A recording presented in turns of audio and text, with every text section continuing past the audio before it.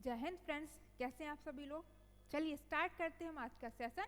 और आज का हमारे सेशन में हमारा टॉपिक क्या है, मॉडर्न इंडिया, जो किसका पार्ट है, हिस्ट्री का। हिस्ट्री को हम लोग 3 पार्ट में डिवाइड करते हैं। पहला हमारा क्या रहता है, एंशिएंट हिस्ट्री, प्राचीन काल, प्राचीन इतिहास। दूसरा हमारा मिडाइवल और तीसरा मॉडर्न इंडिया। तो प्राचीन इतिहास उसमें हम क्या पढ़ते हैं, जैसे कि सिंधु घाटी सभ्यता हो गई, जैनिज्म हो गया, मुगल हो गए, हड़प्पा सभ्यता हो गई। ये सारी चीज़ें हम लोग प्राचीन इतिहास में देखते हैं। ऋग्वैदिक काल, वैदिक काल, ये सारी चीज़ें देखते हैं। और मिडेवल हिस्ट्री की अगर हम बात करें तो मुगल देखते हैं हम, गुलाम वंश देखते हैं, उसमें सैयद वंश देखते हैं। सारे जो वंश चले हैं ये सारे हम मिडेवल हिस्ट्री में कवर करते हैं। बाकी आज हम बात करेंगे मोस्ट इम्पॉर्टेंट टॉपिक या मोस्ट इम्पॉर्टेंट सेगमेंट है जो हिस्ट्री का, वो क्या है, मॉडर्न इंडिया, आधुनिक इतिहास। हम इसके बारे में आज देखेंगे, इसका सिलेबस देखेंगे कि हमें क्या क्या कवर करना है। तो मॉडर्न हिस्ट्री की शुरुआत हम कब से मानते हैं, मॉडर्न हिस्ट्री की शुरुआत हम लोग 15वीं शताब्दी से मानते हैं, जब मुगलों का डिक्लाइन होना स्टार्ट हो गया था और यूरोपियंस का आगमन स्टार्ट हुआ था इंडिया में। तो उसको हम क्या कहते हैं, मॉडर्न इंडिया या आधुनिक इतिहास कहते हैं। तो अब गौर करने वाली बात यह है कि यूरोपियंस का आगमन 15वीं शताब्दी में ही क्यों हुआ, उससे पहले क्यों नहीं आया। क्योंकि प्राचीन इतिहास देखें अगर हम, तो उसमें भी विदेशियों का आगमन होता रहा। मंगोल, हूण, शक, ये सारे लोग आए, इन्होंने हमारे भारत पे आए, अटैक किया, लूटा।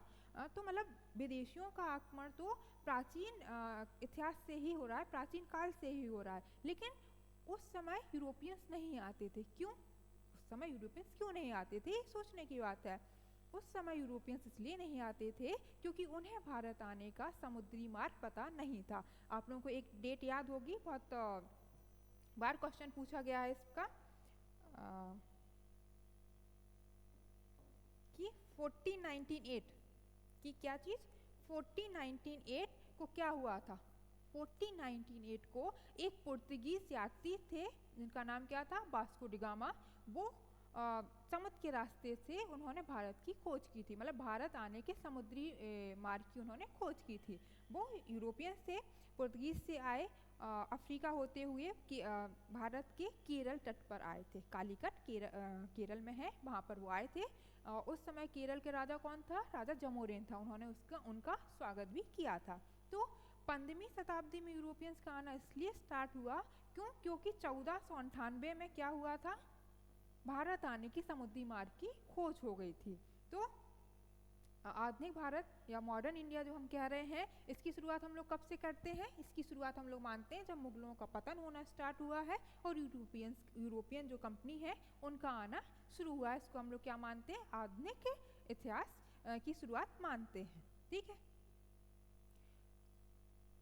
तो आधुनिक इतिहास की शुरुआत में हम क्या देखेंगे, तो जो यूरोपियंस कंपनी आई उससे पहले कौन आए, पुर्तगीज आए, फिर डच आए, फिर ब्रिटिश आए, इंग्लैंड वाले ब्रिटिश आए, फिर कौन आए, फ्रांस आए। ये 4 आई। तो और भी कंपनियां थी, डेनिश भी आई थी, स्वीडिश भी आई थी, बट ये 4 मेन कंपनियां थी जिनमें वॉर ज़्यादा हुए हैं भारत पे व्यापार करने के अधिकार को लेके।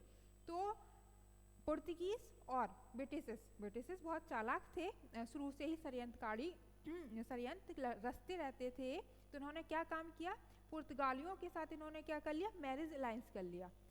पुर्तगाल की राजकुमारी कैथरीन ब्रिगेंजा थी, उनकी शादी किससे कर दी गई थी, इंग्लैंड के राजा जेम्स सेकंड के साथ फिक्स कर दी गई थी, शादी कर दी गई थी।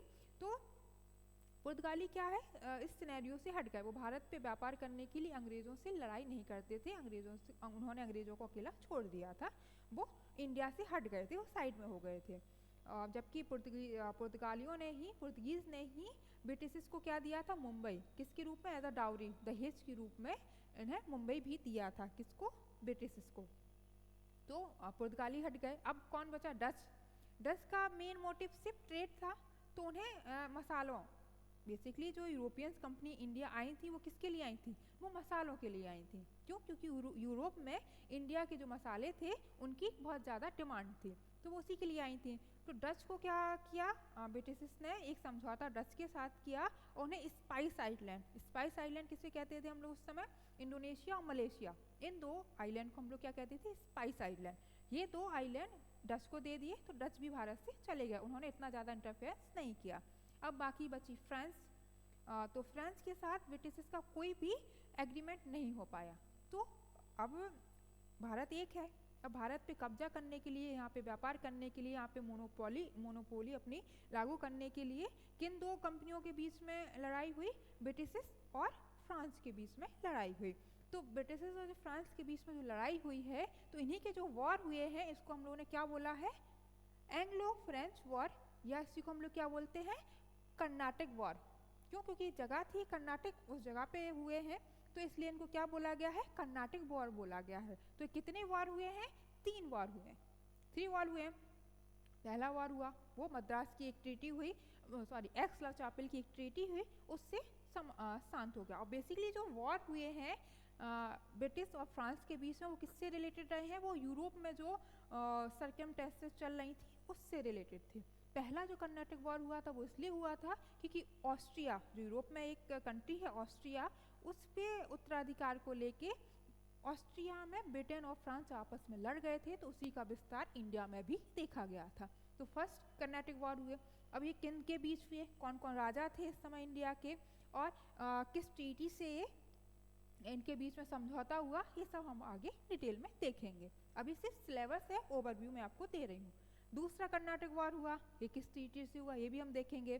फिर तीसरा कर्नाटक वॉर हुआ, और क्या कारण थे कि क्या हुआ? फ्रांस का फेलियर, फ्रांस जो कंपनी थी फ्रांस ईस्ट इंडिया कंपनी, उसके फेलियर के क्या कारण थे, ये सब हम इसमें देखेंगे। क्यों? क्योंकि जो थर्ड कर्नाटक वॉर हुआ था, इसको हम लोग वॉन डिवॉर्स का वॉर कहते हैं। वो कहा जाता है कि ब्रिटिश ने फ्रांसीसियों को इंडिया से हमेशा के लिए वॉश कर दिया था, मतलब इस वॉर के बाद फ्रांसीसी की सत्ता इंडिया में ख़त्म हो गई थी। तो हम सब ये सारी चीज़ें कर्नाटक वॉर में देखेंगे। चलिए, ये तो हो गई कि जो विदेशी कंपनियां थी उनकी आपस में लड़ाई हुई और ब्रिटेन अकेली बची, बाकी सारी कंपनियों को उसने मैनेज कर लिया। कुछ को युद्ध के द्वारा हटा दिया, कुछ को मैरिज अलायंस के द्वारा, और कुछ को कुछ पार्ट या कुछ आइसलैंड दे के एग्रीमेंट उन्होंने कर लिया।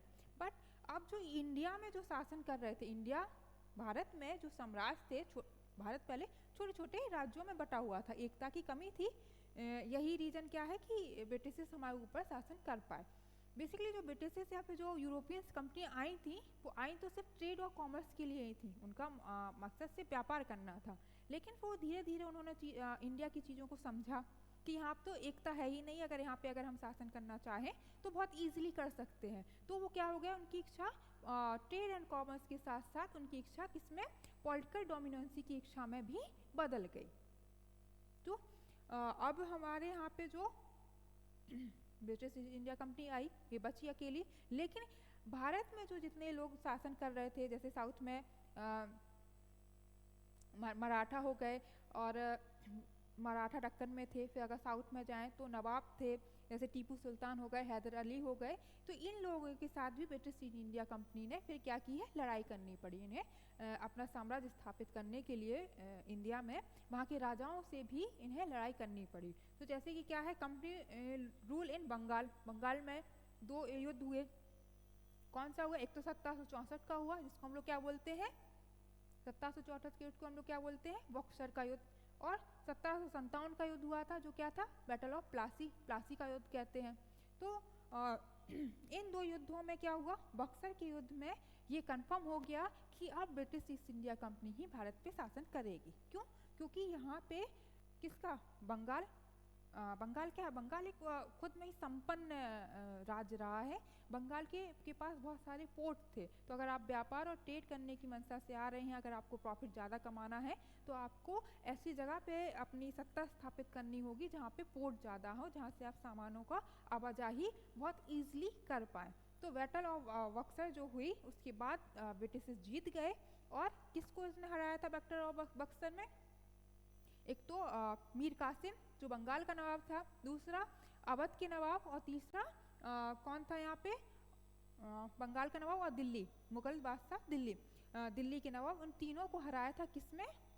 बैटल ऑफ बक्सर में। तो तीनों स्टेट किसके पास आ गए थे? फिर ब्रिटिश के पास आ गए थे। और तीनों ही स्टेट अपने आप में बहुत संपन्न थे और आधे से ज़्यादा इंडिया को एक कवर किए हुए थे।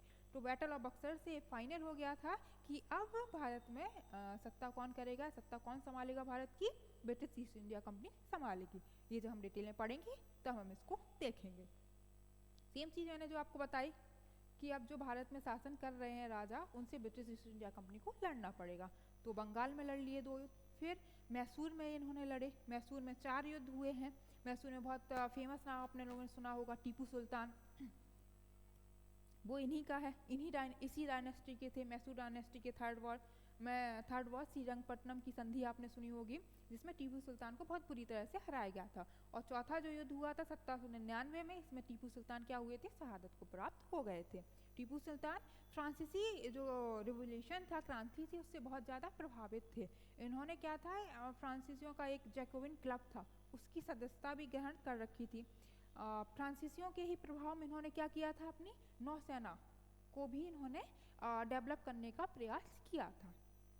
तो ये सारे युद्ध हम देखेंगे कि फर्स्ट मैसूर युद्ध हुआ, वो किन के बीच हुआ, ट्रीटी कौन सी हुई थी उसमें, जैसे कि मद्रास की ट्रीटी हुई थी। सेकेंड मैसूर वॉर हुआ, ये किन के बीच हुआ, इसमें कौन सी ट्रीटी हुई, जैसे मैंगलोर की ट्रीटी हुई थी। तो ये सारी ट्रीटी हम इसमें देखेंगे।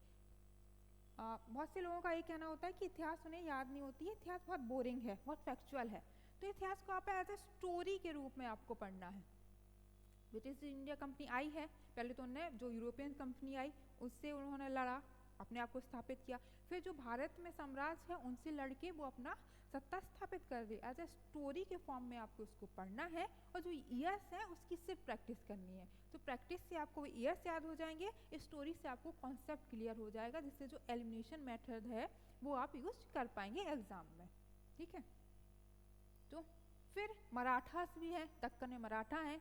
अब दक्कन में अगर ब्रिटिश ईस्ट इंडिया को अपना कब्जा करना है तो मराठाओं से युद्ध करने पड़ेंगे, तो मराठाओं से ये युद्ध हुए हैं। फिर क्या कारण है, क्या रीजन था कि मराठाओं की हार हुई, एक पानीपत का तृतीय युद्ध हुआ है, थर्ड वॉर ऑफ पानीपत, बहुत फेमस है। उससे ये डिसाइड हो गया था कि मराठाओं की शक्ति बहुत कम हो गई है, मराठाओं को ईजिली हराया जा सकता है। ये किस किस के बीच हुआ था, अहमद शाह अब्दाली के आए थे, उन्होंने मराठाओं पर अटैक किया था। तो ये सब हम देखेंगे कि कौन सी ट्रीटी हुई और किस किस के बीच ये युद्ध हुआ है। ठीक है, फिर एंग्लो अफगान वॉर भी हुए, ये सारी चीज़ें हम देखेंगे, इनकी ट्रीटी देखेंगे। सिंध के साथ जो हमने किए, सिखों के साथ जितने भी हम लोगों के वॉर हुए हैं, ये सारी चीज़ें हम लोग देखेंगे, आगे कवर करेंगे। फिर ये तो वॉर हो गया, अब वॉर हो के क्या हुआ, ब्रिटिश की सत्ता भारत में स्थापित हो गई, भारत में वो शासन करने लगे। तो भारत में शासन करने के साथ साथ क्या किया उन्होंने, इकोनॉमिक एक्सप्लॉइटेशन किया, किसका, इंडियंस का। क्योंकि इनका मूल मोटिव क्या था, 1813 तक क्या था इनका मूल मोटिव क्या था, इनका सिर्फ ये था कि हमें यहाँ से जितना धन हम अपने इंग्लैंड ले जा सकते हैं, जितना से जितना हम प्रॉफिट ले सकते हैं इंडिया से उतना लें। क्यों, क्योंकि 1813 में भारत में क्या स्टार्ट हुआ था, इंग्लैंड में क्या स्थापित हुआ था, औद्योगिकरण की शुरुआत हो गई थी, जो पूरा कब हुआ था, 1833 में हुआ था। और औद्योगिकरण की अभी स्टार्ट हुई है, अभी औद्योगिकरण हुआ नहीं है। जब औद्योगिकरण हो जाएगा इंग्लैंड में, तब फिर उन्हें एक ऐसा मार्केट चाहिए होगा कि जहाँ पे वो अपने इंग्लैंड में बनी हुई चीज़ों को हाई रेट पर बेच सकें।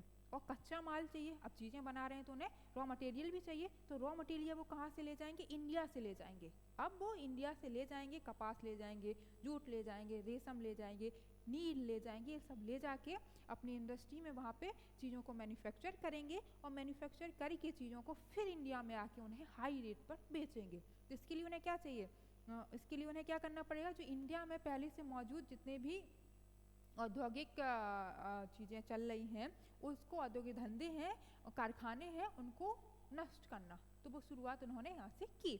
अभी इन्होंने क्या किया है, इकोनॉमिक एक्सप्लॉइटेशन ऑफ इंडियन का किया है।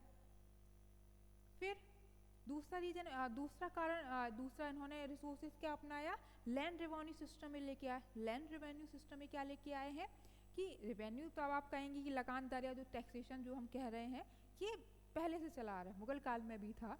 लेकिन तब क्या था, तब आपको लगान जो देनी होती थी वो आपकी उत्पादक, जितनी भी आपकी प्रोडक्टिविटी हुई है उस साल की, जितना भी आपने उत्पादन किया है उस पे देनी होती थी। लेकिन ब्रिटिशर्स ने क्या कहा कि जितनी आपकी लैंड है, जितनी लैंड में आप खेती कर रहे हैं, आपको उत्पादकता से उन्हें कोई मतलब नहीं था। आप अगर इतनी लैंड में खेती कर रहे हैं तो आपका टैक्सेशन हमें चाहिए। अब आप उसमें खेती आपने की, मान लीजिए बारिश नहीं हुई, सूखा पड़ गया, अकाल पड़ गया, उन्हें उससे कोई मतलब नहीं था। जबकि मुगलों में क्या होता था, मुगल काल में ये होता था कि आपको टैक्स देना होता था, लेकिन उत्पादकता, अगर आपकी उत्पादकता अच्छी हुई है उस हिसाब से आपको टैक्स देना होता था। अगर उत्पादकता आपकी बहुत कम हुई है तो आपको टैक्स में रियायत छूट भी दी जाती थी। पहला रीजन तो ये था। दूसरा क्या था?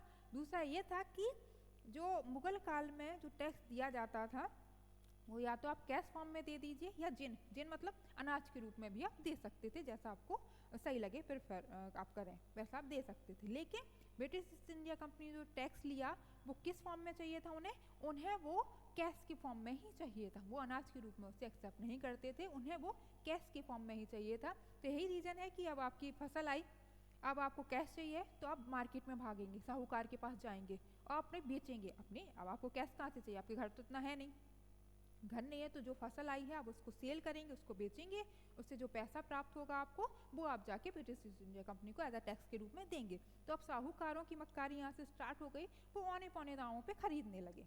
अब मान लीजिए उन्होंने 4 रुपये या 1 रुपये किलो एक 4 kg का उन्होंने रेट 1 रुपये लगा, मतलब 1 रुपये में उन्होंने 4 kg खरीदा। फिर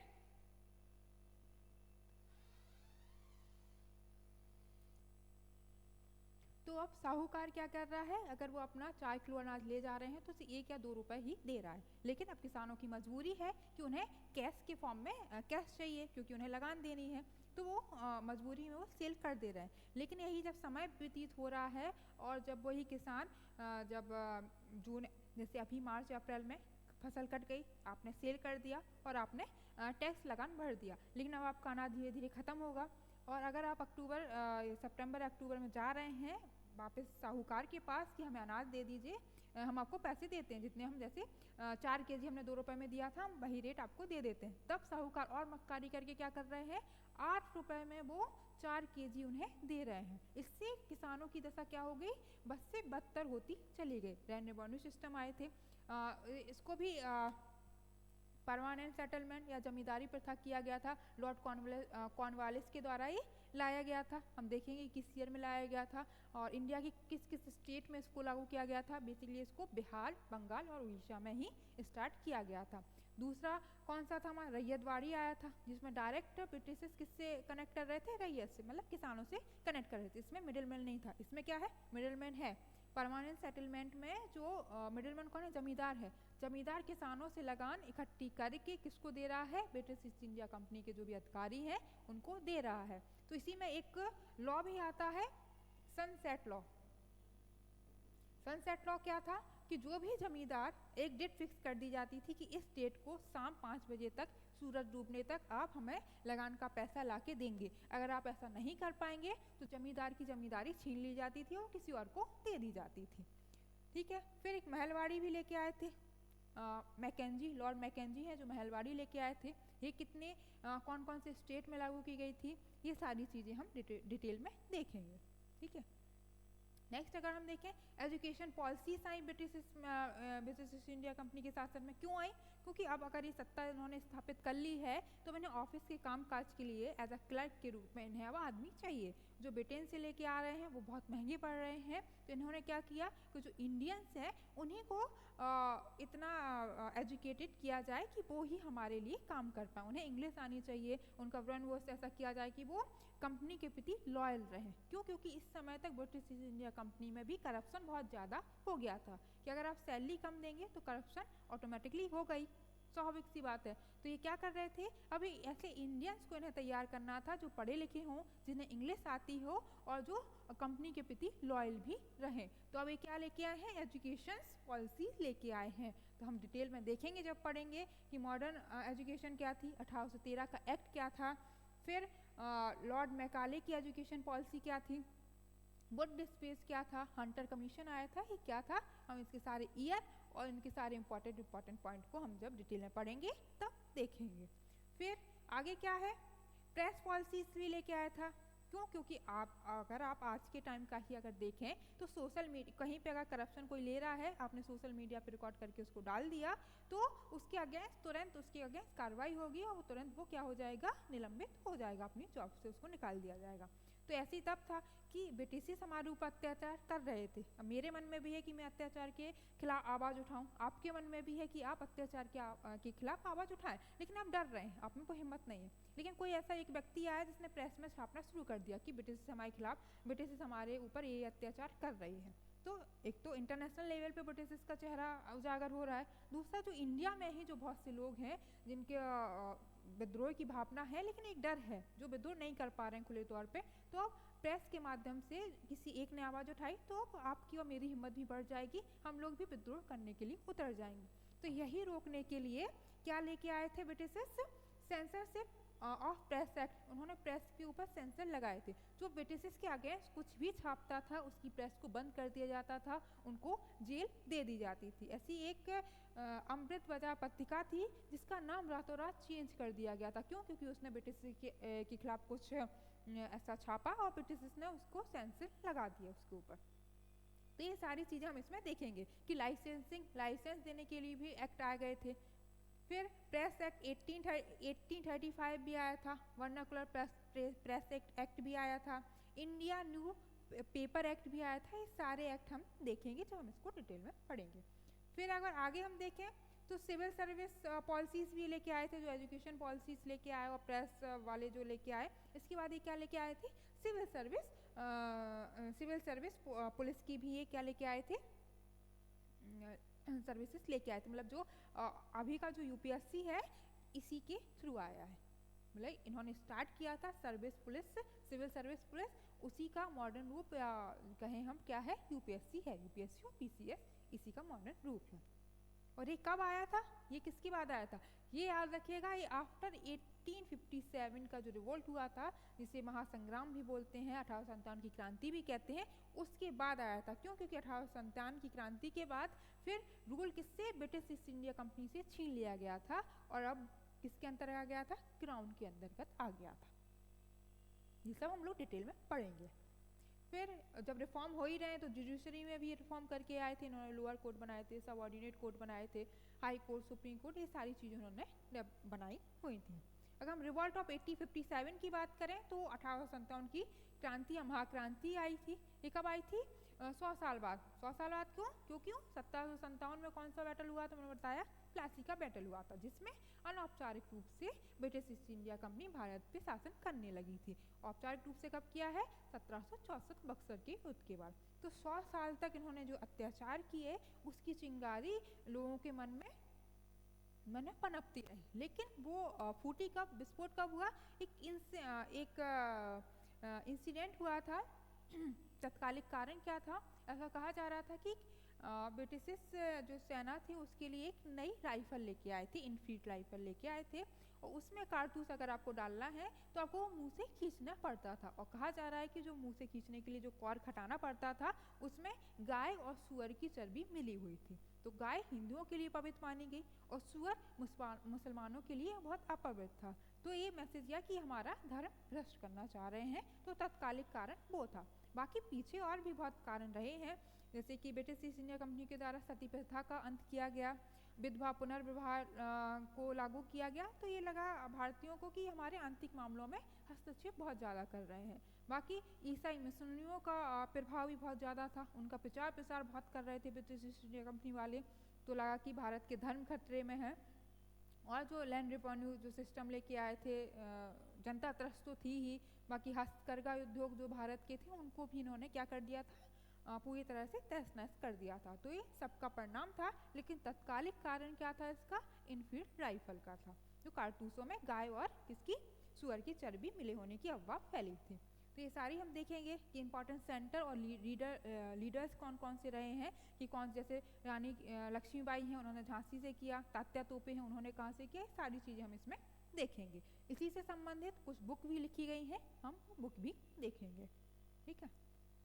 फिर INC सेशन, फिर इंडियन नेशनल कांग्रेस की स्थापना हो रही है 1885 में। तो हम देखेंगे कि इसके सेशन, इसके अधिवेशन कौन कौन किस व्यक्तियों के द्वारा किए गए, कहाँ कहाँ किए गए, तो हम ये सारी चीज़ें इसमें देखेंगे। इसका सेशन देखेंगे, प्लेस देखेंगे और प्रेसिडेंट कौन रहा है, ये सारी चीज़ें हम लोग डिटेल में देखेंगे।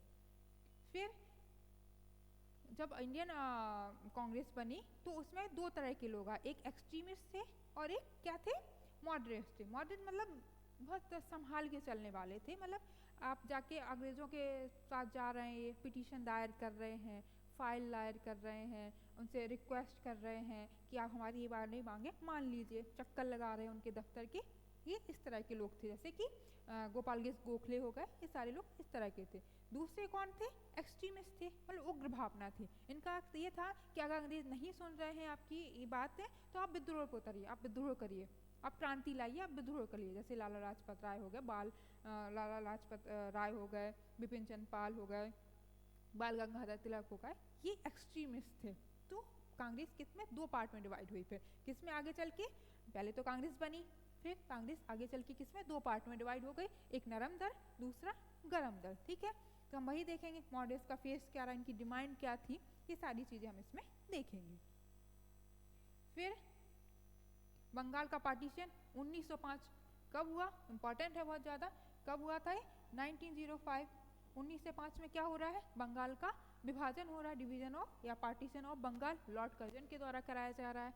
तो इसमें भी क्या हो रहा है कि जो नरम दल है उनका कहना है कि हम इस आंदोलन को सिर्फ बंगाल तक ही सीमित रखेंगे। जो स्वदेशी आंदोलन हमने चलाना स्टार्ट किया था बंगाल विभाजन को रोकने के लिए, तो जो नरम दल के लोग हैं उनका कहना है कि हम सिर्फ बंगाल के में ही इसको स्टार्ट करेंगे, लागू करेंगे। जबकि एक्सट्रीमिस्ट हैं, गरम दल के लोग हैं, उनका क्या कहना है कि नहीं, हम इसे पूरे भारत में अप्लाई करेंगे, पूरे भारत में लागू करेंगे, जिसका इफेक्ट ज़्यादा होगा, ये क्रांतिकारी रूप में हम इसको लागू करेंगे। तो इन दोनों के बीच में क्या हुआ, दरार आनी धीरे धीरे शुरू हो गई। तो हम ये देखेंगे बंगाल का पार्टीशन क्यों हुआ, किस डेट को हुआ, उसके क्या रीजन थे, सारी चीज़ें हम देखेंगे। बेसिकली बंगाल का पार्टीशन इसलिए किया जा रहा था क्योंकि स्वदेश की भावना, स्वदेशी भावनाएं, राष्ट्रवाद की भावनाएं इंडिया में ज़्यादा बढ़ रही थी। अंग्रेज़ों का डर था कि अगर ऐसा ही रहा तो हमें जल्दी ही भारत को छोड़ना पड़ेगा। तो उन्होंने क्या सोचा, डिवाइड एंड रूल का इन्होंने कॉन्सेप्ट लेके आए, तो इन्होंने बंगाल का पार्टीशन इसलिए करना चाहा। ठीक है, इसी में क्या हुआ, सूरत स्प्लिट हुई। जब दोनों की विचारधारा अलग हो गई, गरम दल और नरम दल की, तो क्या हुआ, 1907 सूरत स्प्लिट। सूरत स्प्लिट में क्या हुई, जो गरम दल के लोग थे उनको कांग्रेस से निष्कासित कर दिया गया 1907 में। ठीक है, फिर होम रूल लीग आया। होम रूलिंग में क्या है, government of India act 1909 1909, Indian council act जिसे 1909 कह रहे हैं, इसी को हम लोग क्या बोलते हैं, मिंटो मॉर्ले रिफॉर्म भी कहते हैं। ये लेके आई गई किसके द्वारा, ब्रिटिश ईस्ट इंडिया कंपनी के द्वारा ही लेके आएगा। इसमें कहा गया कि हम आपको अधिकार दें, अधिकार नाम मात्र के अधिकार हम लोगों को दिए गए थे। बाकी हाँ, इसमें क्या इन्होंने गेम खेला, सेपरेट इलेक्टोरल बोर्ड दिया गया था, किसको, मुसलमानों को। इन्होंने यहाँ क्या काम किया, भारत को डिवाइड करने के लिए इन्होंने यहाँ पे एक लेके आए, क्या लेके आए, सेपरेट इलेक्टोरल बोर्ड एक लेके आए। ठीक है, इसमें दिल्ली दरबार हम देखेंगे, फर्स्ट वार भी इसी में स्टार्ट हो गया है। फिर इसी में क्या हो रहा है, लखनऊ पैक्ट भी हो रहा है। लखनऊ पैक्ट में क्या हो रहा है, लखनऊ पैक्ट भी हो रहा है 1916 में, और होम रूल लीग भी की भी स्थापना इसमें हो रही है। तो 1916 में क्या हो रहा है, लखनऊ पैक्ट में क्या हुआ, नरम दल और गरम दल दोनों को मर्ज कर दिया। तो 1916 में क्या हो रहा है, लखनऊ पैक्ट के थ्रू क्या हो रहा है, जो नरम दल और गरम दल जो सेपरेट हो गए थे 1907 में, उनका पुनर्मिलन हो गया है 1916 में। ठीक है, फिर आगे हम क्या देखेंगे, गांधी नीरा देखेंगे। गांधी जी की वापसी हो रही है 1915 में। ये आए कहाँ से, अफ्रीका से आए। अफ्रीका में भी ये काफ़ी रिफॉर्म करके आए। अफ्रीका भी किसके अंतर्गत आ रहा था तब, ब्रिटिश ईस्ट इंडिया कंपनी के ही अंतर्गत आ रहा था। तो वहाँ पे रिफॉर्म करके आए। तो हम इसमें गांधी जी का सारी रिफॉर्म देखेंगे कि इन्होंने अफ्रीका में क्या रिफॉर्म किए। फिर ये इंडिया में आए, इंडिया में इन्होंने सत्याग्रह स्टार्ट किया, जैसे खेड़ा सत्याग्रह हो गया, अहमदाबाद सत्याग्रह हो गया, चंपारण सत्याग्रह होगा। एक न्यू पॉलिसी लेके आए। इन्होंने का कहना था कि ना ही हम एकदम से बिल्कुल ब्रिटिश के कदमों में गिर के पिटीशन दायर करेंगे, ना ही एकदम क्रांतिकारी गतिविधियां करेंगे। हम लोग बीच का रास्ता निकालेंगे, हम लोग सत्याग्रह करेंगे, बिना हिंसा के आंदोलन करेंगे। एक न्यू कॉन्सेप्ट लेके आए गांधी जी। क्यों, इनका ये कहना था कि अगर हम क्रांतिकारी गतिविधियों या एक्टिविटी में संलग्न हो गए तो ब्रिटिश हमारे अगेंस्ट कार्रवाई करेंगे और फिर हम अपनी आज़ादी को प्राप्त नहीं कर पाएंगे। तो हम लोग बीच का मार्ग निकालते हैं, कौन सा, सत्याग्रह। ठीक है, ये हम लोग पूरा देखेंगे। फिर मॉन्टेग्यू चैम्सफोर्ड रिफॉर्म आया। ये कब आया, 1999 1919 में आया। इसमें क्या कहा गया, इसमें थोड़े ज़्यादा अधिकार दे दिए गए। सेपरेट इलेक्टोरल वोट जो दिया गया था 1909 में दिया गया था, लेकिन अधिकार बहुत कम थे। इसमें अधिकारों को थोड़ा सा बढ़ा दिया गया और डायरकी लाई दी गई, मतलब शासन को दो पार्ट में डिवाइड कर दिया गया। जो मोस्ट जैसे कि रेवेन्यू का हो गया, रक्षा वाला हो गया, फाइनेंस वाला हो गया, ये तो किसके अंतर्गत आ रहा है, ब्रिटिश के अंतर्गत। बाकी शिक्षा, एजुकेशन पॉलिसीज आ गया, या फिर वेलफेयर की जितने भी डिपार्टमेंट थे जो भी उसके लिए शासन करने का था, वो किसके अंतर्गत रख दिया इन्होंने, भारतीयों के अंतर्गत रख दिया। मतलब ये डायरकी यहाँ पे लेके आया, इसमें सिर्फ यही था। ये भी हम लोग डिटेल में देखेंगे। फिर नॉन कॉपरेशन मूवमेंट आया 1920 से 22 तक। कब था, गांधी जी के द्वारा असहयोगी आंदोलन लेके आया गया था 1920 से 1922 में। इसी समय क्या था, खिलाफत मूवमेंट भी स्टार्ट हुआ था और non cooperation movement. Gandhi ji के द्वारा क्या किया गया था कि असहयोग करेंगे, हम ब्रिटिश का सहयोग नहीं करेंगे। ये बहुत पीक पे चल रहा था आंदोलन, बहुत सही से चल रहा था। और जब ये पीक पे चल रहा था तो एक घटना होती है क्या, 1922 को चोरा चोरी एक जगह है लखनऊ के पास, वहाँ पे कुछ आक्रोशित लोगों ने ब्रिटिश की एक चौकी थी उसमें आग लगा दी, और वहाँ पे जितने भी ब्रिटिश थे वो जल गए।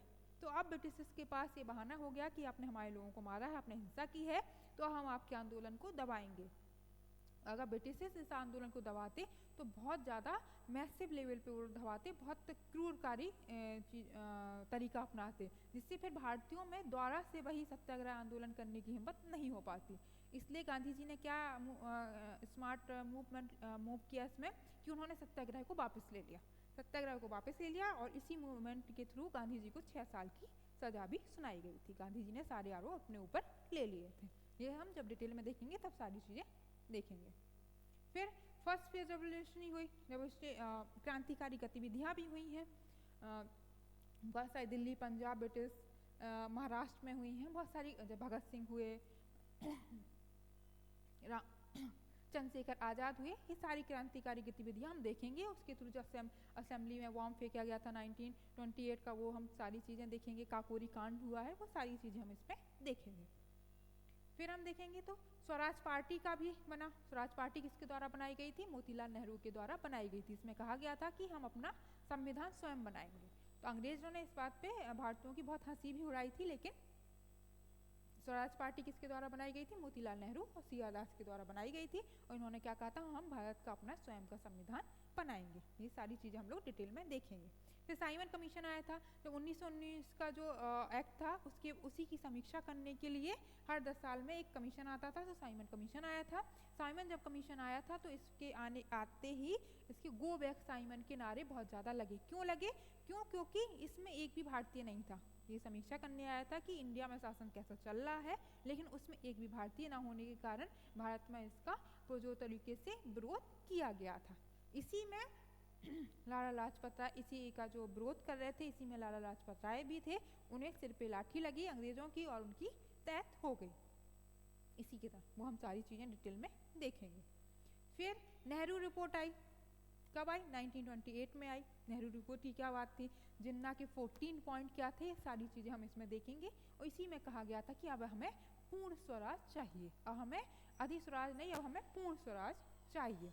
फिर क्या हुआ था, पूर्ण स्वराज और सिविल डिसओबीडिएंट मूवमेंट स्टार्ट हुआ। इसमें गांधी जी की 11 डिमांडें रही हैं, जो हम डिटेल में पढ़ेंगे तब हम इसको देखेंगे। ठीक है। फिर राउंड टेबल कॉन्फ्रेंस आई, ये 3 हुई कॉन्फ्रेंस, जिसमें तीनों में ऐसे कौन से व्यक्ति थे जिन्होंने पार्टिसिपेट किया था, वो थे हमारे BR अम्बेडकर साहब। गांधी जी सिर्फ दूसरी राउंड टेबल जो सबमिट हुई है उसमें गए थे। ये क्वेश्चन पूछा जाता है। इसी के अंतर्गत क्या हुआ है, 1932 में इम्पॉर्टेंट है, क्या हुआ है, 1932 में पूना पैक्ट भी साइन हुआ था। किस किस के बीच हुआ था ये, BR अम्बेडकर और गांधी जी के बीच ये साइन हुआ था। ठीक है। इसमें ही क्या किया गया था, रिजर्वेशन इसी में दिया गया था।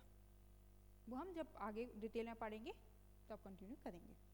फिर गवर्नमेंट ऑफ इंडिया एक्ट 1935 आया है, बहुत इम्पॉर्टेंट है। जब आया था तब भी और अभी भी हमने इससे क्या ले रखी है, जैसे संसदीय प्राणी है वो हमने इसी एक्ट से ले रखी है। ठीक है।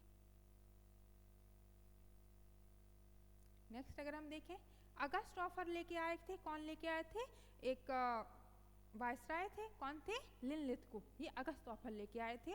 उन्होंने कहा था कि हम आपके संविधान बनाने की बात शुरू करेंगे कब? जब आप हमें सेकेंड वर्ल्ड वॉर में हेल्प करेंगे। लेकिन इंडियन कांग्रेस की साइड से इसको नकार दिया गया था। ठीक है, ये भी हम लोग डिटेल में पढ़ेंगे। इसके बाद क्या आया? क्रिस मिशन आया था। जब लिनलिथको का ऑफर हम लोगों ने ठुकरा दिया तो उसके बाद क्रिस मिशन लेके आए।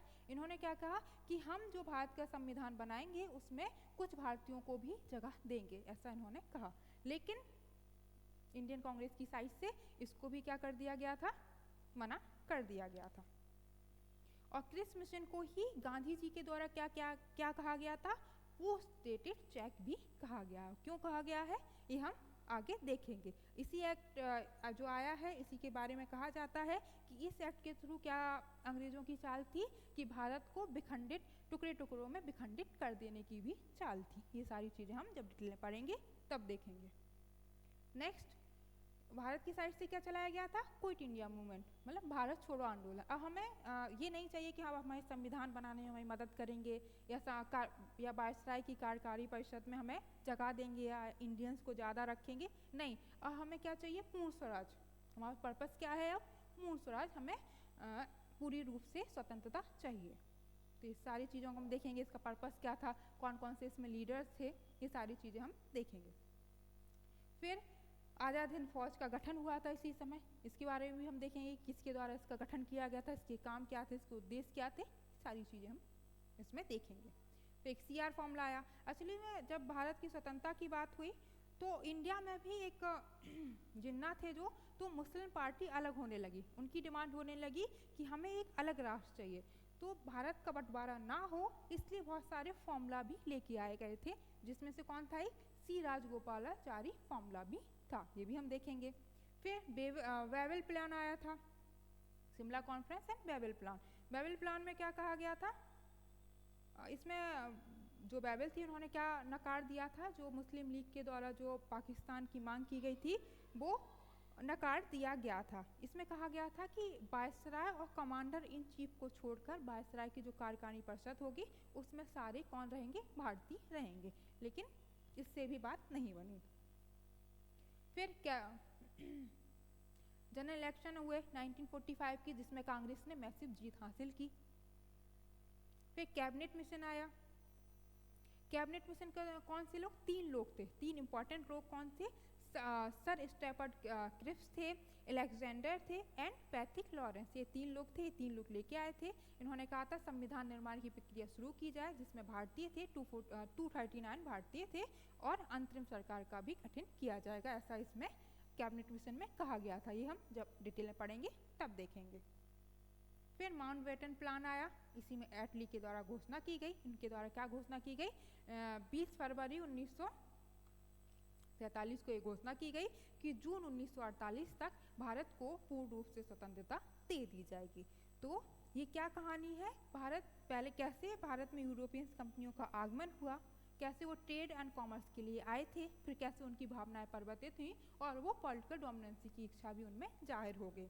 फिर ब्रिटिशर्स ने भारत पे कैसे शासन किया, कौन कौन से उन्होंने हमारे ऊपर टैक्स लगाए और उन्होंने हमारा कैसे एक्सप्लॉइटेशन किया, कैसे उन्होंने जो भारत के हथकरघा उद्योग थे उनको ख़त्म किया। इसी के साथ साथ क्या हुआ? इंग्लैंड में जब औद्योगिकरण की शुरुआत हो गई, औद्योगिकरण स्थापित हो गया, तो उन्हें एक बाज़ार की ज़रूरत हुई, तो उन्होंने भारत को कैसे एक बाज़ार के रूप में इस्तेमाल किया। ये सारी चीज़ें हम जब डिटेल में पढ़ेंगे सारी चीज़ें डिटेल में देखेंगे। तो आज के लिए इतना ही, धन्यवाद। Stop recording.